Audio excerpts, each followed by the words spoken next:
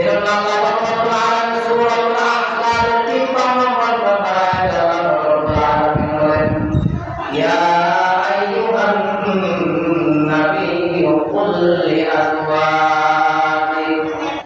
ওয়া বানাতিকা ওয়া নিসাইল মুমিনিন ইউদনিনা আলাইহিন্না মিন জালাবিবিহিন যালিকা আদনা আন ইউ'রাফনা ফালা ইউযাইন। আল্লাহ রাব্বুল আলামিন হে নবী আপনি বলেছেন বললে আসওয়াতিকা আপনার স্ত্রীদেরকে আপনি সতর্ক করুন, ওয়া বানাতিকা আপনার মেয়েদেরকে আপনি সতর্ক করুন, ওয়া নিসাইল মুমিনিন আল্লাহ রাব্বুল আলামিন নবীকে সতর্ক করেছেন, তারপর নবীদের স্ত্রীগণকে সতর্ক করেছেন, এরপর নবীর মেয়েদেরকে সতর্ক করেছেন,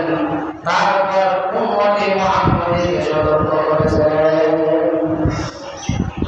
আল্লাহ রাব্বুল আলামিন বলেন আপনি বলে দেন ওয়া নিসাইল মুমিনিন পুরা পৃথিবীর যত মুমিনের স্ত্রী আছে, যত মুমিনের মেয়ে আছে, যত মুমিনের মহিলা আছে, সমস্ত মহিলাদেরকে আপনি এই কথা বলে দেন, এই কথা তাদেরকে জানিয়ে দেন, এই কথা তাদেরকে বুঝিয়ে দেন। ইউদিনা আলাইহিন্না মিন জালাবিবিহিন আল্লাহ রাব্বুল আলামিন বলেন যখন তারা রাস্তা দিয়ে চলাফেরা করবে, যখন ঘর থেকে তারা বের হবে, কারণ মহিলা সর্বদাই ঘরের ভিতরে থাকবে না, ঘর থেকে বের হইতে হবে, প্রয়োজনে বাজারে যাইতে হবে, প্রয়োজনে দোকানে যাইতে হবে, কিন্তু যাওয়াটা ওই মহিলার কেমন হবে? আল্লাহ রাব্বুল আলামিন বলেন ওয়া নিসাইল মুমিনিনা ইউদিনা আলাইহিন্না মিন জালাবিবিহিন হে মুমিনের স্ত্রীগণ যখন ঘর থেকে তুমি বের হবে, ঘর থেকে যখন বের হয়ে বাজারে যাবে বা দোকানে যাবে, ওই সময় ইউদিনা আলাইহিন্না মিন জালাবিবিহিন